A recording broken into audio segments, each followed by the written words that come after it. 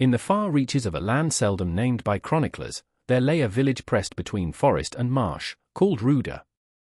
It did not belong to history in the way castles did, nor to legend like battlefields.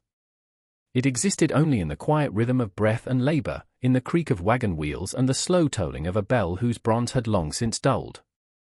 Ruda was a place where time did not pass forward so much as it circled, repeating itself with minor cruelties. The houses leaned inward, as though sharing secrets. Smoke rose low from their chimneys, carrying the smell of peat, old wood, and boiled grain.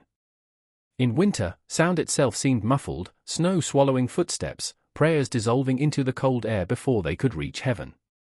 People lived close together, yet alone, bound by custom more than affection.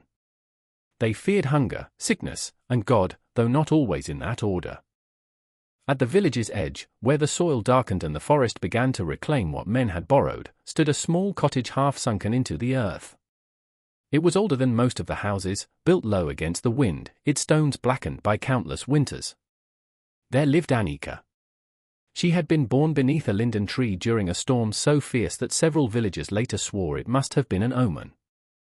Her mother, a widow whose past was spoken of only in fragments, had arrived years before with swollen feet, a sack of dried plants, and eyes that never quite rested. She had healed when the village priest could not. Children survived fevers that should have taken them. Women bled less. Bones knit straighter. And when gratitude faded, as it always does, unease replaced it. Anika grew in that quiet tension. She learned the names of roots before she learned letters, the sound of illness before the sound of prayer. She watched her mother's hands work with care and restraint, never promising more than the body could give. When her mother died, coughing herself hollow one winter night, no bell rang. Anika buried her alone, the earth frozen hard, her fingers numb and bleeding. From that moment, the village watched her more closely. She did not marry. She did not attend every mass. Her dog did not bark at strangers. She gathered plants at dawn and dusk, times others avoided. Her garden grew despite poor soil. These things were small, but in places like Ruda, small things were dangerous. Yet when sickness came, they still knocked at her door. And Anika, with calm hands and measured silence, always answered. Time passed, as it does, indifferent and patient. But beneath the surface of ordinary days, something began to settle, an unspoken weight, born of fear and sharpened by faith. The village remembered too much, and understood too little. And in such places, memory is not mercy. The year 1611 began not with celebration but with silence. The bells of Ruda remained still through Epiphany. The snow fell too early and too heavily. Doors froze shut from the inside. Children coughed in their sleep, their breath like steam in the cold dark. And food, no matter how carefully rationed, disappeared faster than the winter sun. In these months, faith became both torch and blade. The priest, Father Gerose, led long processions through the snow-choked lanes, swinging incense thick enough to drown out the scent of rot. He spoke of trials and tribulations, of Job and Jonah, of the devil testing the faithful through hunger and doubt. His voice cracked with piety, but his eyes searched the shadows. In early February, the blacksmith's son fell ill. First came the sweating, then the shaking. His limbs went stiff, and his mouth opened in silent cries, as if drowning on dry land. The priest was called. He offered holy oil and the relic of some forgotten martyr, a splinter of wood in glass, but the boy's fever only worsened. On the third night, when the mother could no longer bear the sound of her child choking on his own breath, she knocked on Anika's door. There was no ceremony in it, only desperation. Anika did not scold her, did not ask why she came only now. She merely gestured the woman inside, lit the fire, and prepared what she had always prepared, a decoction of feverfew and elder bark, a cloth soaked in vinegar and sage, a whisper of something older that had no name.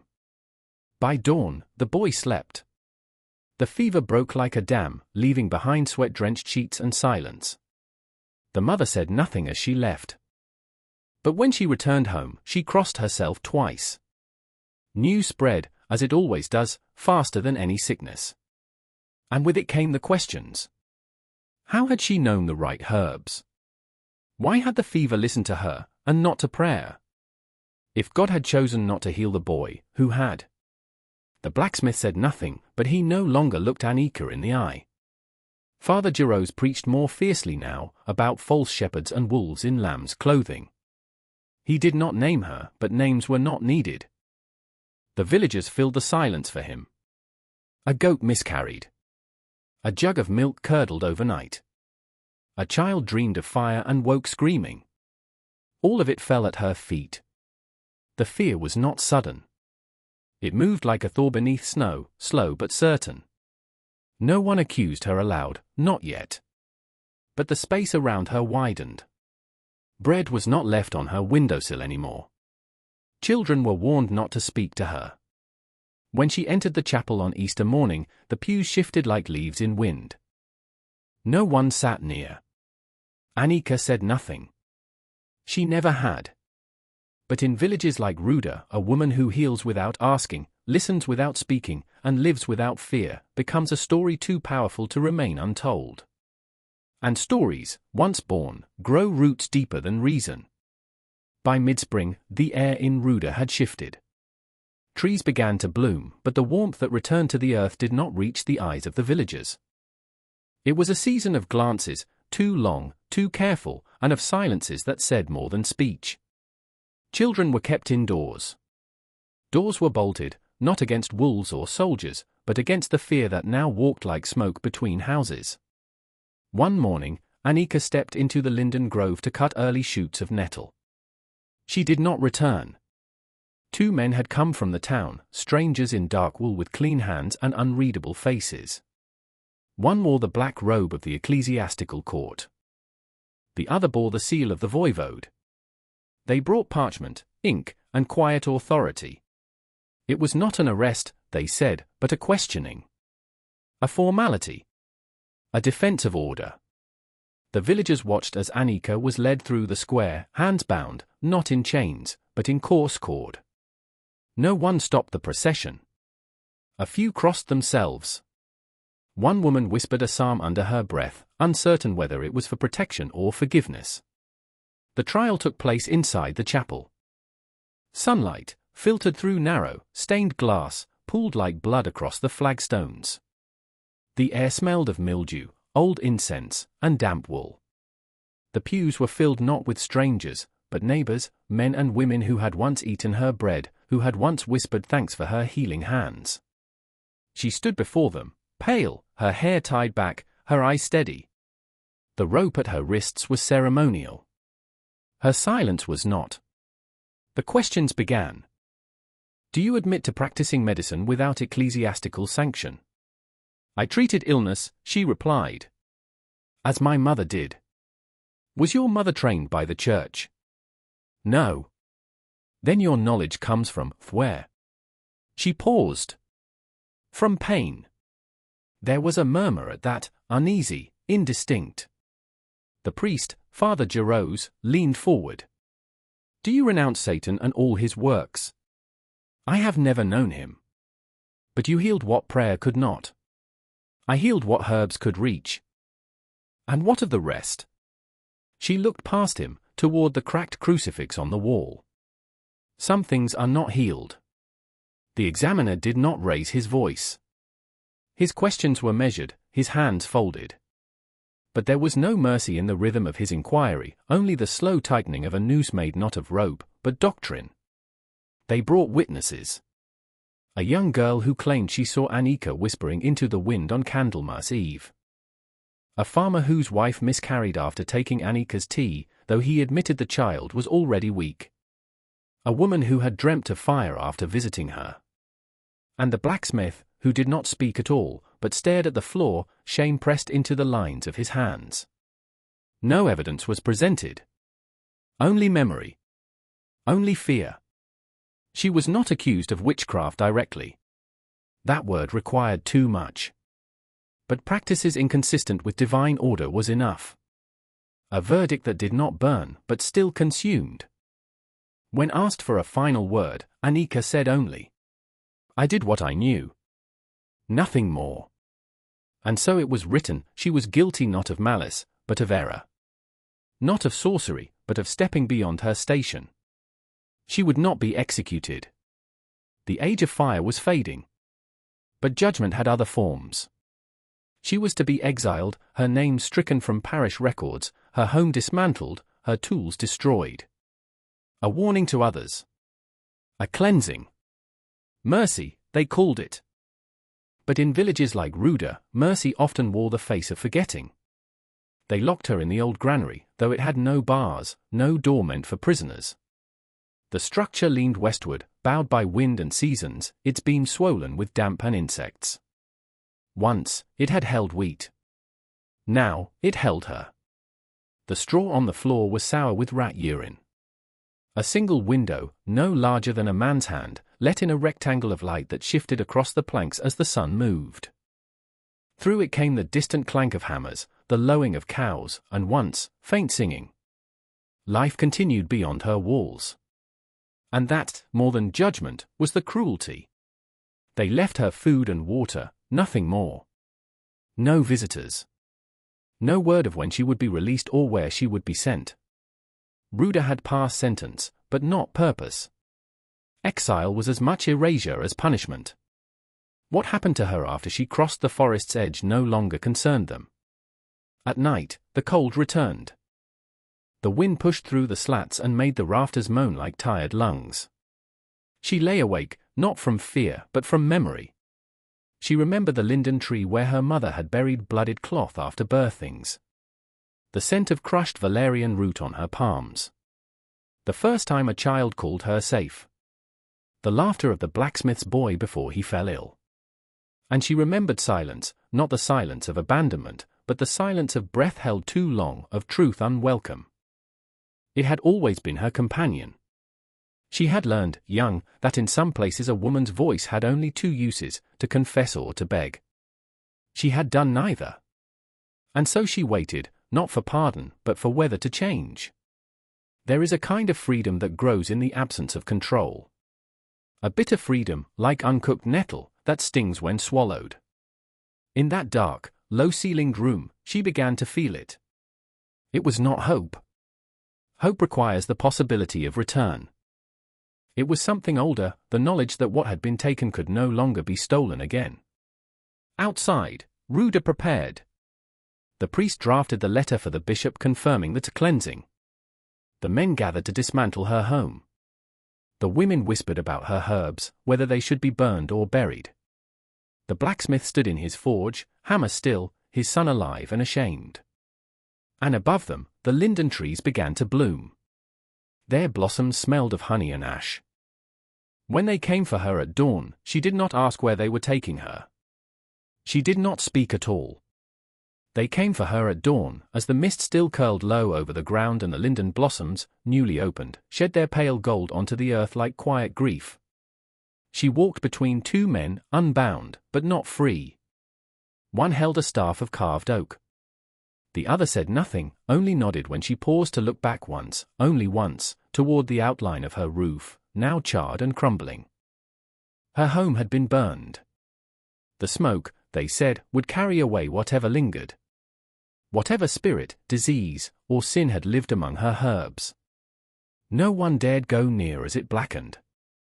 The fire was not for punishment, but for forgetting. She was led beyond the last wooden cross that marked Ruda's boundary, what the villagers called the Linden Gate. A split in the trees, two leaning trunks that formed an arch where the forest began. It was here that children were forbidden to play, where lovers met in secret, and where the lost were sometimes found walking at dawn, barefoot and dreaming. It was not a border of law, but of belief. No one crossed the Linden Gate unless they had to. Anika did not ask where she was meant to go. They had told her nothing, and she expected nothing. Exile had no destination, only direction. The east. Into the forest. Into wind and root and names that maps did not keep. At the edge of the wood, the priest stood waiting. His robes were stiff with dew, his hands trembling slightly beneath his sleeves. He spoke a prayer, not for her, but for those watching. Words about cleansing, order, and divine mercy. He did not look at her face. When he finished, he stepped back, and the men turned. She was alone. No one offered her bread. No one blessed her. Her body was whole, but her name was gone. In the eyes of Ruda, Anika had never lived. She was a shadow in memory, a crack in the plaster of their lives they would paint over, slowly, until no one asked what it once had meant. And so she walked. Not quickly. Not with shame. Simply forward. Her feet bare, skin cracked from cold straw and weeks of damp. Her hands free now, but empty. Around her, the forest rose, not with menace, but with indifference. Trees do not judge. Stones do not remember. Birds do not carry stories. But the wind did. And in it, she thought she heard something soft. Not voices. Not mercy. Only the rustle of linden leaves far behind her, like a memory loosening its grip. That night, she built a fire of wet branches. It smoked and hissed but did not die. She drank from a stream and wrapped herself in bark and moss. She watched the stars not as omens, but as distant company. She did not cry. And somewhere, in the village behind her, a woman boiled water for childbirth and wondered, for a moment, if the wrong had been done. But she said nothing. And the water boiled on. Years passed. Seasons shifted as they always had, each winter a little heavier, each summer shorter, as if time itself had grown tired of repeating the same patterns. Ruda remained. The village did not vanish, not suddenly. No fire consumed it. No war passed through its lanes. But the harvests grew thinner. The river changed course. The children moved away. The old chapel bell fell from its frame one stormy night and was never rehung. Moss crept across its threshold. Birds nested in the rafters. No one remembered the name Anika. But strange things were said of the forest. Hunters spoke of a light that flickered deep among the trees, never fire, never sun. A smell of valerian and ash carried on wind that never reached the fields. Once, a merchant from a far town claimed to have seen a woman in the woods, skin like pale bark, hair bound with herbs. She spoke no word, only pressed a root into his hand and walked into the mist. He lived through the fever that took his brothers. He never spoke ill of witches again. In time, the people of Ruda stopped speaking of the exile at all. The children no longer knew why the linden trees were considered sacred. Only that no one cut them. The elders forgot the face of the woman whose hands had once stopped death at a blacksmith's door.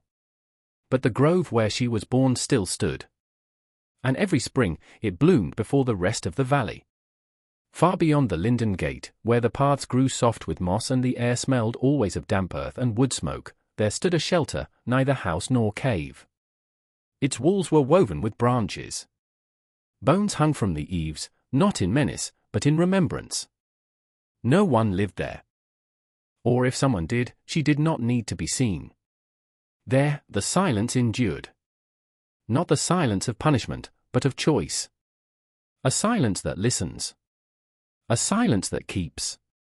Anika had not been burned. Her death was not recorded. No relic of her hand passed to any shrine.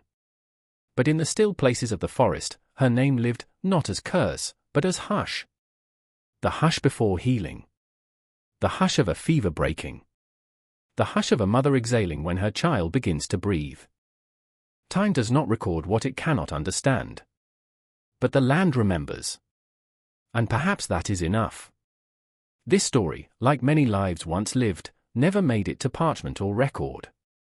No trial documents survive. No grave bears her name. But not all history is written in ink. Some is written in silence. Some in the way the earth softens where a healer once walked. And some in the fact that the forest, still, does not forget her.